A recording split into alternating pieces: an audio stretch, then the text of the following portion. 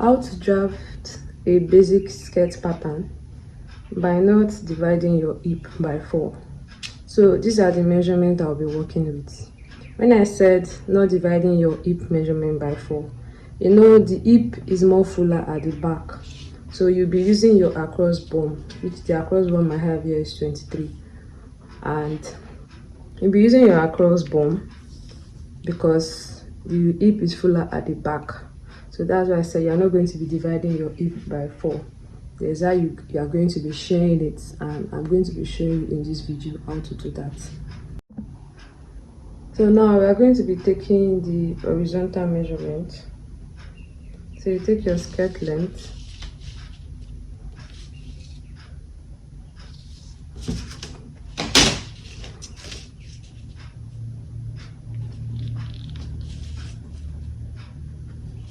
then the next measurement you are going to be taking now is your waist to hip minus 10. So you're going to be taking your waist to hip measurement minus 10. So I'm going to be really measuring 10 across.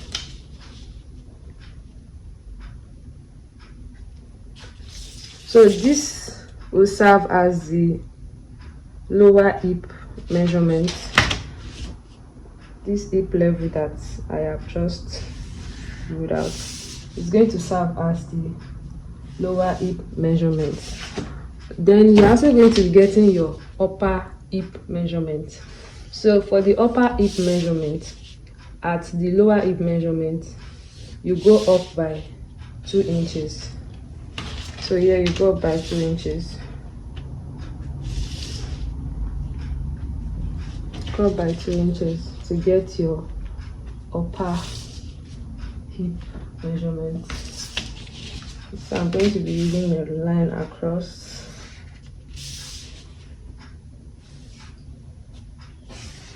Using a line across. So I'm going to be labeling it upper hip level, lower hip level. Then this is the skirt length. Lest I forget, you're also going to be getting your new measurement. So for me, my new measurement is 23, but I'm going to be removing 3 inches out of it, which will give me 20.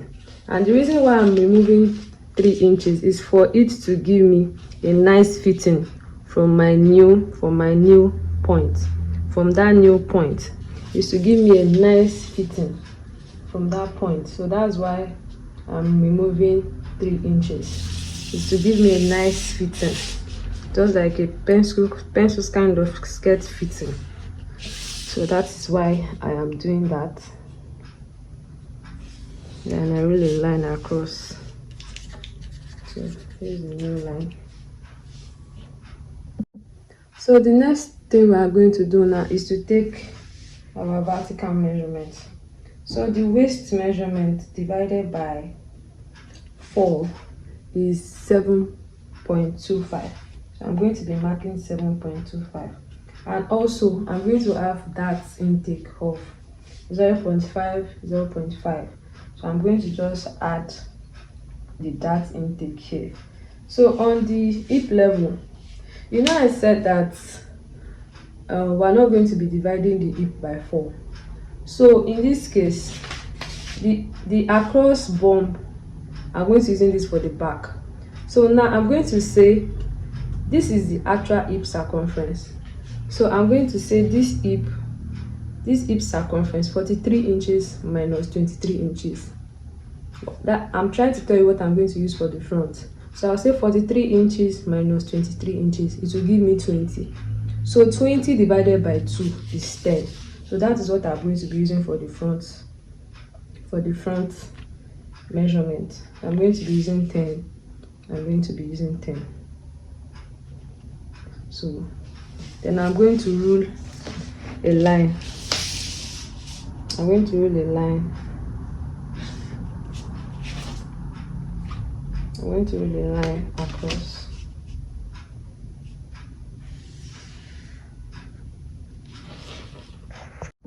So I'm going to be taking the dart.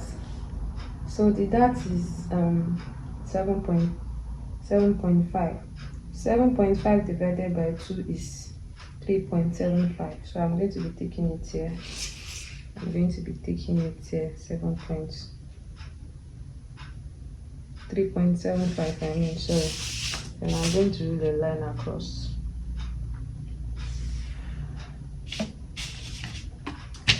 Then I'm going to be taking in the 0.75 that I have already added in for the dart intake. So I'm going to connect the line.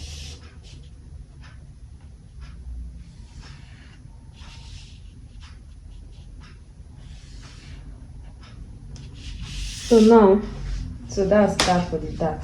So here now you can go down by 0.75 or 1 inches. But yeah, I'm going to be using 0.75. I'm going to be using 0.75 just to eliminate the excess that will be here. Then I'm going to give it a slight curve. I'm going to give it a slight curve. So this is what I have here. So now let's go to the back pattern.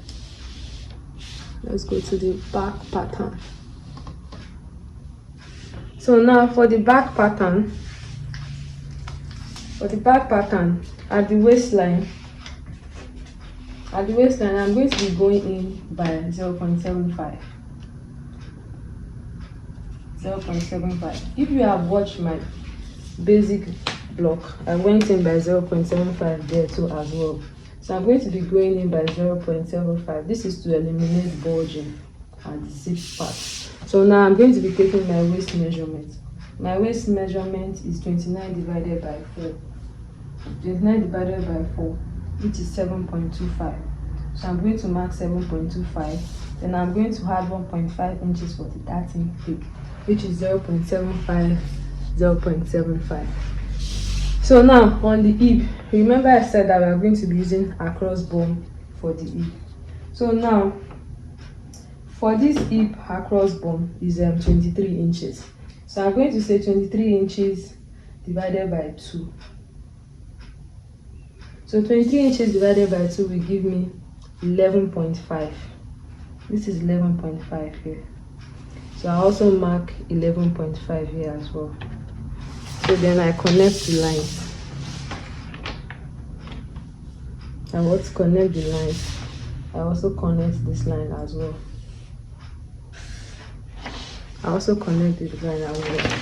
Then I'm going to mark 11.5 all the way down to the skirt length. 11.5 all the way down to the skirt length.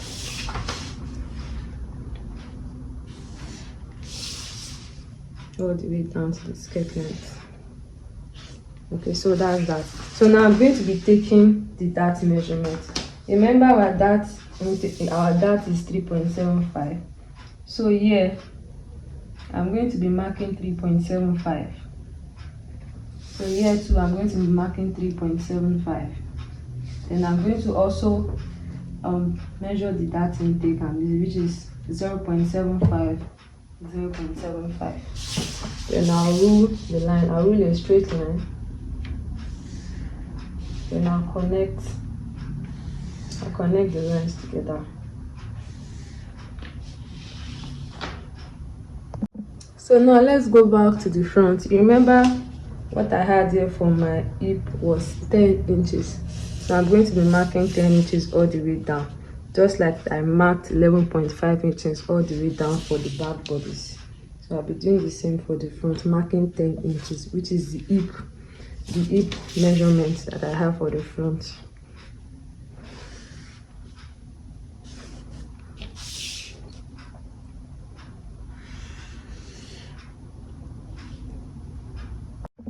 So now we are going to be shaping the skirts at the new level. I want to be giving it a nice shape.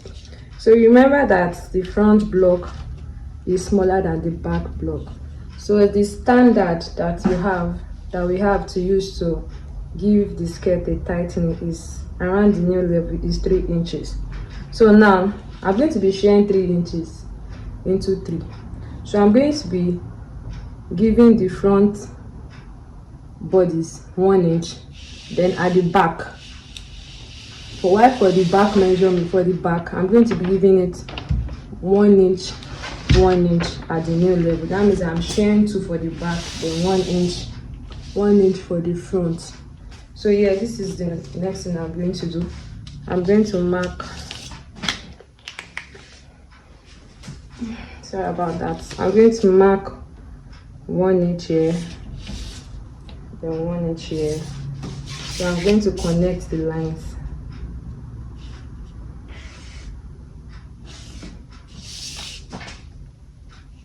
I'm going to connect the lines. So while for the back, I'm going to be doing the same. I'm going to mark 1 inch here, 1 inch here, 1 inch here as well, then 1 inch. So I'm going to be connecting the lines together.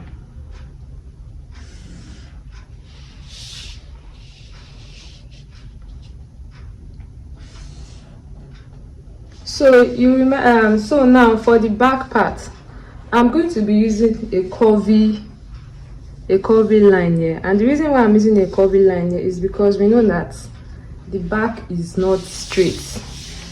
The back is not straight, so I'm going to come here and give it a curvy effect by using the size of your curved ruler.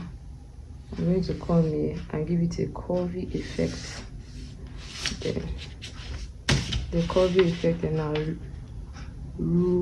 I'll connect the lines together. So here you can just give it a nice shape. Just give it a nice shape and just shape it. So this is what we have for the skirt block. So this is what we have for the skirt pattern. Thank you for watching. Please subscribe to my YouTube channel, like, comment, and ask questions where you need help. Thank you.